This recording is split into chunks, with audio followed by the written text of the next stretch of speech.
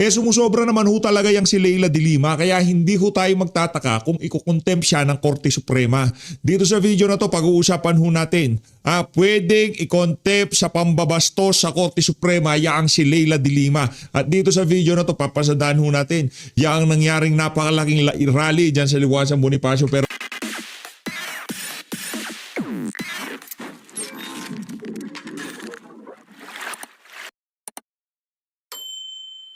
dito ho talaga tayo pinaka-excited dito sa balita na posibleng o contempt ng Korte Suprema itong si Leila de Lima dahil sa kanyang mga kabastusan. Pakinggan ho natin itong si Attorney Manuelito Luna. Ito ho mga kababayan, malupit ho ito. Game. Meron pa nga sinabi si Representative de Lima na yung Supreme Court daw ay Sarah's Court.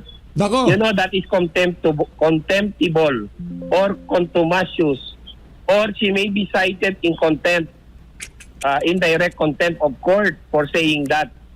Kasi very irresponsible itong si Representative de Lima in labeling as an officer of the court. Siya ay bilang abogado, more than a congressman, dapat respetuhin niya ang Korte Suprema. Kami mga abogado, like myself, Attorney Manuelito Luna and the others, nasasaktan kami every time na binabastos ang Korte Suprema kasi ang aming duty under the law is to protect the integrity and the image of the Supreme Court. Sayang itong si Representative de Lima Ito na sana yung kanyang panahon para bawiin, para baguhin yung kanyang imahe na nasira dahil din sa kanyang mga ginagawa before. Pero ngayon, nadagdagan yung kanyang kasalanan sa court by labeling the Supreme Court as the Supreme Court, the highest court of the land. It is the last bastion, the final arbiter. Natural, kung merong paglabag sa karapatan ng isang individual kaya ni Vice President Sara Duterte at merong grave abuse of discretion, akyat talaga yan to seek refuge and protection from the court. Hindi po yan unnatural, hindi yan illogical, hindi yan pagtakas doon sa accountability. Nako, matindi ho yun mga kababayan. Kasi nga, kung inyong matatandaan, kung yung mismong mga komite diyan sa House of Representatives, nakakapag-contempt sila doon lamang sa mga maling nasagot, maling nasabi noong mga kanilang iniimbitahang resource person. What more, yung kataas-tahasang korte sa ating bansa. Yun pa ang hindi pwedeng mag-contempt. At yun pa ang babastusin ng isang congressman na kilala sa pagsubo ng saba. Di ba? Napakalabo naman hunod mga kababayan. Naman po sa posibilidad. Marami din kasi akong nababasa ng mga komento ukol nga po dito sa kanilang ginagawa. Kaya daw ganito yung kanilang pamamaraan na nagiging mini trial, na nagkakaroon ng fishing expedition kasi kulang talaga. Alam nila na hindi uusad itong impeachment for the purpose lang na masira lang ang imahe ng pangalawang Pangulo dahil nananatili pa rin po siyang naunguna sa mga surveys po ngayon sa kabila po ng napakatagal na pagbabanat po sa kanya at pagbabato sa kanya ng iba't ibang mga alegasyon. Eksakto yan ang iyong obserbasyon at obserbasyon ng ilang sektor na dinibol-dribble muna nila yan para sirain, pahiyain ang ating mahal na Vice Presidente Sara Duterte. Yun ang intention dyan politika, pamumulitika na hindi na yung sagradong proseso. Binastos ng House Committee on Justice ang proseso ng impeachment. Kaya nga ito inakyat. Yan. Kasi why will the Vice President bring a petition for certiorari and prohibition with a prayer for temporary restraining order kung hindi nila nakikita itong mga galaw na ito? Mga kabastusan. They are in a better position than us, the general public, para makita yan. Kaya tama yung ginawa ng ating Vice Presidente Sara Duterte. Opo. And dito po sa paghakbang ng Korte Suprema, Mali po ba na magpasaklolo yung isang individual kung meron siyang nakikita? Kasi after nung dumulog ang pangalawang Pangulo, abay pinuna ang naging hakbang ng Vice President ng ilan sa mga taga-andyan sa House Committee on Justice. Grabe yung kanilang mga pagpuna na parabang walang karapatan ang pangalawang Pangulo na mag-question doon sa prosesong kanilang ginagawa. Alam mo, natural talaga maging defensive sila kasi mali yung kanilang ginagawa eh. Kasi kung tama, hindi ganun ang kanilang reaksyon. So that kind of reaction on their part only proves na mali yung kanilang ginagawa. Meron pa nga sinabi si Representative De Lima Yan. na yung Supreme Court daw ay Sarah's Court. Naku po. You know, that is contemptible or contumacious, or she may be cited in contempt, indirect contempt of court for saying that. Kasi very irresponsible itong si Representative De Lima in labeling as an officer of the court. Siya ay bilang abogado, more than a congressman, dapat respetuhin niya ang Korte Suprema. Kami mga abogado, like myself, Attorney Manuelito Luna and the others, nasasaktan kami every time na binabastos ang Korte Suprema kasi ang aming duty under the law is to protect the integrity and the image of the Supreme Court. Sayang itong si Representative De Lima eh. Ito na sana yung kanyang panahon para bawiin, para baguhin yung kanyang imahe na nasira dahil din sa kanyang mga ginagawa before. Pero ngayon, nadagdagan yung kanyang kasalanan sa court by labeling the Supreme Court as that. The Supreme Court, the highest court of the land, it is the last bastion, the final arbiter. Natural, kung merong paglabag sa karapatan ng isang individual gaya ni Vice President Sara Duterte at merong grave abuse of discretion, iakyat talaga yan to seek refuge and protection from the court.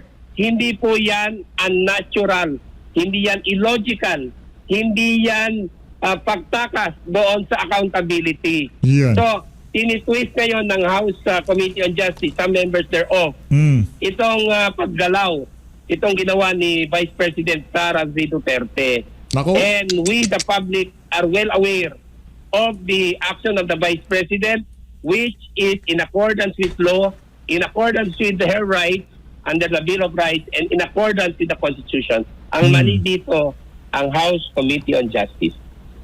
Opo, at ang tanong din ng ating mga kababayan, may mas malaki pang perang involved sa ibang mga issue, like kagaya po doon sa maleta, ang dami na pong mga nilalabas din na mga videos at mga larawan ni Attorney Levito Baligod, kaugnay nga po dito sa aligasyon ng mga dating sundalo na naging aide daw po ni dating Congressman Zaldico.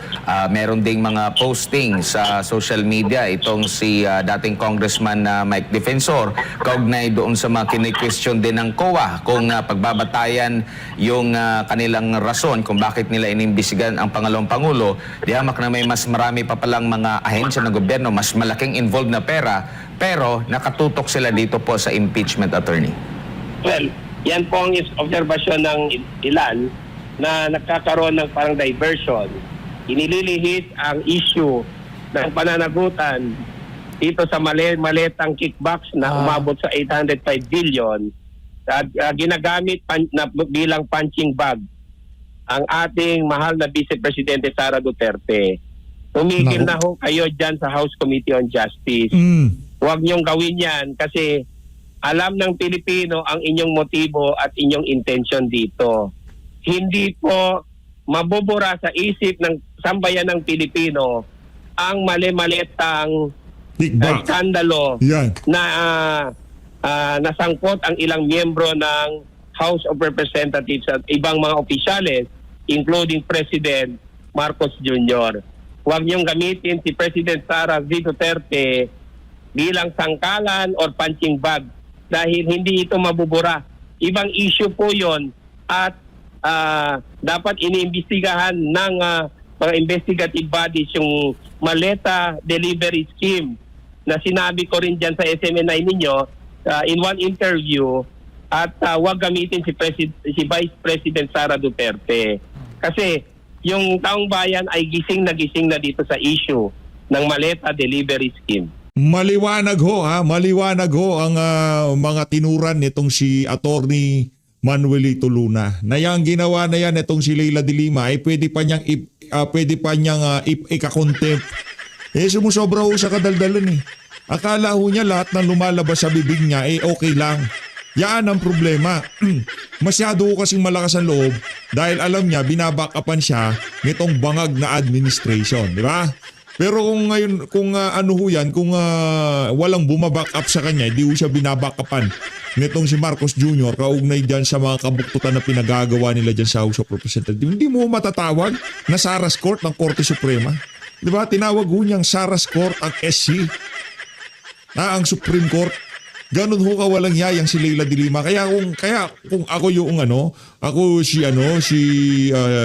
Chief Justice, iko-contempt ko yan para hindi na tularan. Di ba? Dapat hindi na pa sinisiraan yun na yan na nga yung pinaka pinali na pwedeng puntahan ng bawat isang Pilipino para i-challenge yung kung ano man ang isinampa sa kanya, pagmamalabis na ginagawa sa mga karapatan niya. Yan na yung final eh. Tapos tatawagin mong Saras Court. Malaki ho magiging problema natin dyan mga kababayan. Dito ho tayo kay Attorney Harold Respicio. Game!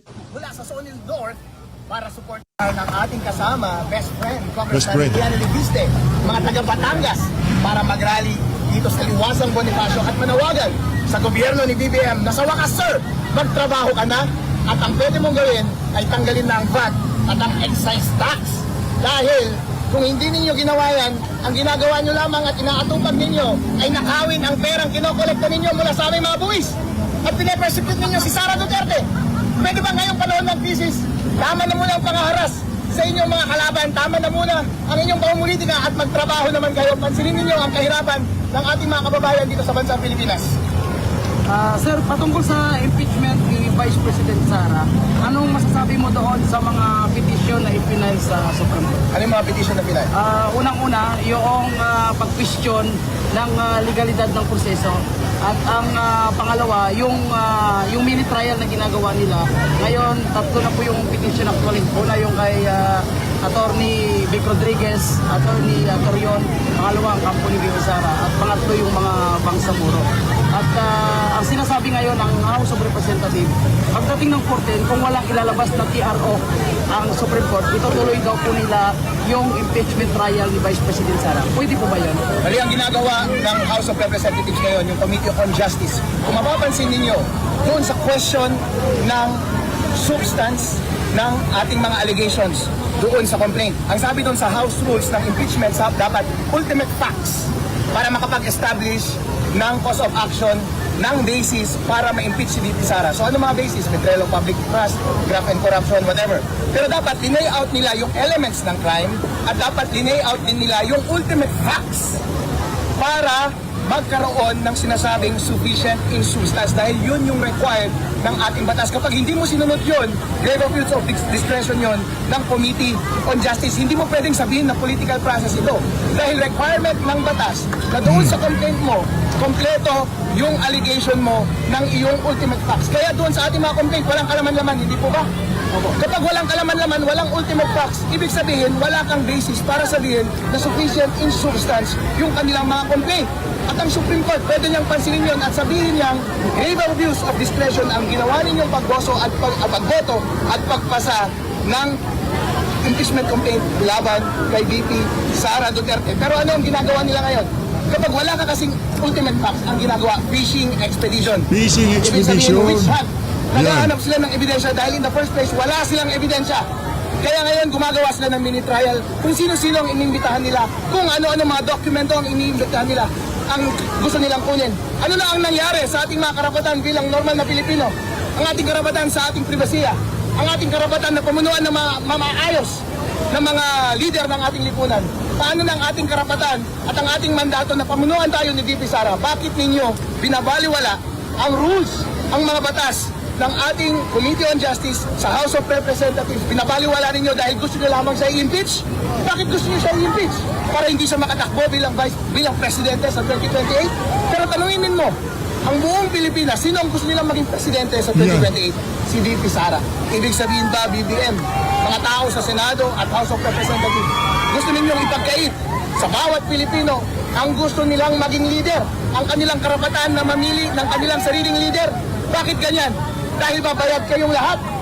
Lahat ng ipinayad sa inyo ay pera yan ng taong bayan. Dapat ibalik nyo sa kanila, pagsilbihan nyo sila at sundin nyo kung ano ang kanilang ninanais. Ang pinakapangit na pwede ninyong gawin ay ninakaw nyo na nga ang kanilang pera, hindi nyo pa sila pababayaan na mamili ng kanilang susunod na Pangulo.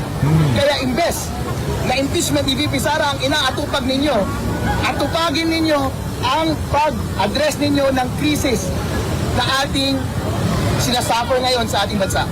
So regarding naman po kay BBM, sir, gusto nila kasuhan ngayon yung mga taong nagtatanong, naghahanap kay BBM at gusto isa publiko sana yung tunay na kalusugan ni BBM. Bilang isang abogado, pwede po ba kasuhan ng Malacanang, ng kanyang mga alipores yung mga taong nagtatanong tungkol sa kalusugan ni BBM? So gusto niyang kasuhan yung mga naghahanap kay BBM at nagtatanong ng kanyang kalusugan. BBM, kasuhan mo ako! Nasaan ka na? Yan. Meron ka bang sakit? Bakit hindi ka nagpapakita at bakit hindi ka nagtatrabaho? Yung pangako mo sa buong Pilipinas doon, yung pangako mo sa mga Ilocano, sa mga Pilipino, nababawiin mo ang ating karangalan. Wala kang ibang ginawa kundi magnakaw. Ngayon lugmok na lugmok tayo. Wala tayong ka-pride-pride.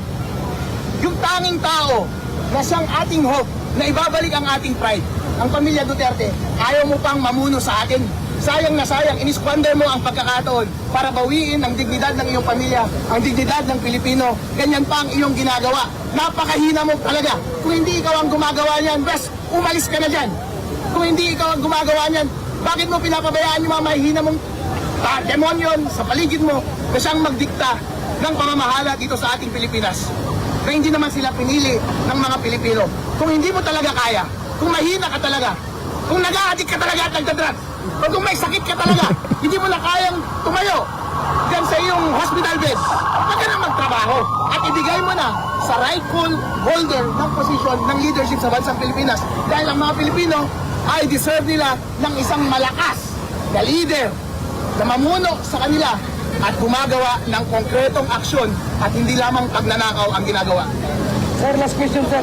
Any comment po sa unprogrammed fund na nagkakaroon ng oral argument sa Supreme Court? Unprogrammed funds, illegal yan. Yung Supreme Court, meron na siyang jurisprudence noon pa na bawal ang paggamit ng unprogrammed funds kapag walang certification na hindi nagastos, kapag automatic kung ginagamit yung unprogrammed funds na wala man lang savings sa mga ibang mga items, settled na po yan. Pero yun ang ginawa ng BBM nung kaniyang sa kasalukuyan niyang administrasyon. Sa katunayan, yun ang pinakamalinaw na basis sa matter of fact ng impeachment. Kung meron tayong dapat i-impeach ngayon, dapat siya yun. Dahil garapalan niyang violate ang Constitution. Isang basis ng impeachment ay culpable violation ng Constitution. Sabi ng Constitution, bawal mong galawin ang pera hanggat hindi dumadaan sa maayos na appropriation. Kaya kapag inabuso mo ang proseso ng appropriation, gumamit ka ng program funds na hindi na-meet yung mga requirements ng saligang batas, yan ay culpable violation of the Constitution. Isama mo pa yung graft and corruption. Dahil ninakaw nila yun, pwedeng ma-impeach si BBM. Kaso nga lang, ano ang ginagawa? Wala. Walang ginagawa para tulungan tayong lahat. Binabaliktad ang House Rules, ang batas, para ma-impeach si VP Sara. Bakit ba galit na galit kayo sa mga Duterte? Bakit galit kayo kay VP Sara? Bakit hindi ninyo hayaan ang taong bayan na siyang humusga sa kapalaran ng pamilya Duterte? Kung sa tingin mo, halimbawa, si President Rodrigo Duterte, sabi ng ilan meron siyang pagkakasala. E di bakit hindi mo pabayaan ng mga institusyon ng Pilipinas ang siyang humusga sa kanya? Manatili siya sa kanyang inang bayan sa mga huling panahon niya kaysa isuko mo siya sa mga dayuhan. Dahil required po yan doon sa Rome Statute, ang charter ng International Criminal Court. Complementarity ang tawag. Ibig sabihin, kapag gumagana ang Supreme Court ng Pilipinas, ang mga democratic institutions ng Pilipinas ay hindi mo pwedeng ipasa sa supranational body ang jurisdiction ng paghusga ng leader ng isang bansa. Pero dahil takot na takot si BBM Bakit ayaw mo siyang litisin dito? Dahil alam mo na hindi mananalo yan, dahil alam mo na ang sentiment ng taong bayan ay nasa kay VP Sara at sa kanyang pamilya. Inutakan mo sila, BBM. Wala kang utang na loob. Napakatanga mo. Dahil hindi ka na nga nagtrabaho, nang away ka pa. At yan ang ikasisira mo. Nagkakasakit ka na nga ngayon eh. Pero isang tanong lang, ayon kay Boying Remulla, handa daw siyang ibigay ang salin ni VP Sara sa House of Representatives. Binigay na ata Dapat ba, eh. sir? Ang pagbibigay ng SALN ay depende kung required yan ng batas. Dapat yung i-layout kung na-meet ba ng batas, ng mga requirements ng batas, yung circumstances na naroon ngayon si VP Sara. Pero ang question kasi is, nandito tayo ngayon sa Committee on Justice. Merong legal proceeding. At sabi ng Supreme Court, dapat lahat ng due process ay nasusunod. Ibig sabihin, dapat may ultimate facts na basis ng pag-request mo ng mga dokumento. Hindi ka pwedeng mag-request ng kung ano-anong dokumento para lamang maghanap ng butas. Kung in the first place, wala kang butas. Diba, may salin din ako eh. Sa tingin mo ba gusto kong isuko yung salin ko? O walang chismisan gali, di ba? Dapat i-layout mo muna yung ultimate facts that's constituting the crime, and then saka mo ma-justify ang release ng SALN. Bilang abogado, kapag ako ang abogado, hindi ako papayag. Kahit alam kong wala akong tinatago, dahil karapatan ko yun bilang Pilipino, at alam ko naman, at hindi naman tayo naglolokohan dito, dahil ang tanging dahilan lamang nila, kaya gusto nilang ilabas yung SALN, ay para maghanap ng butas at gumawa ng intriga. Kaya lalong-lalo na kung ganoon ang malinaw na dahilan, huwag dapat nating ilabas. Dahil ang nangyayari ay political persecution at ina-undermine nila ang future mandate ng mga Pilipino na mamili ng kanilang future leader. BBM, tinulungan kang maging presidente ng mga Duterte. Tinulungan ka ng buong Pilipinas na maging presidente. Ikaw ang naging pag-asa namin. Pero so far, isa kang napakalaking disappointment. Huwag mong ipagpatuloy ito hanggang 2028. Pabayaan mo na ang taong bayan ang mamili ng kanilang susunod na leader. Huwag masyadong garapalan sa pamumulitika at pag-persecute ng mga taong pinagtitripan mo dahil lamang sa sulsul ng mga kaibigan mo na ambisyoso. Ni Boying Remulla at ni John Vic Remulla, di ba? Kitang baluslos, gusto maging presidente, ang pangit-pangit naman. Uy, sana kung buhaya, mukha siyang baboy. Joke lang. Pero, wala tayong magagawa. Kaya kung ako yung abogado, hindi ko i-release yung SALN. Sir, may isang tanong pa ka. Ano masasabi niyo doon sa pinakakomento ng Supreme Court na nag-remark si Ridon at si Zamora sa pag-utos ng Supreme Court na mag-komento sila doon sa petition ni VP Sara na Ano ba yung sinabi nilang specifically? pinapakomento sila ng Supreme Court tungkol doon sa petition ni VP Sara na February. Yes.